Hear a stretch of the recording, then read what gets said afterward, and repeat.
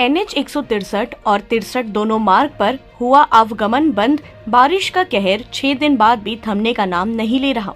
सीमावर्ती नदी इंद्रावती गोदावरी का लगातार उफान पर है।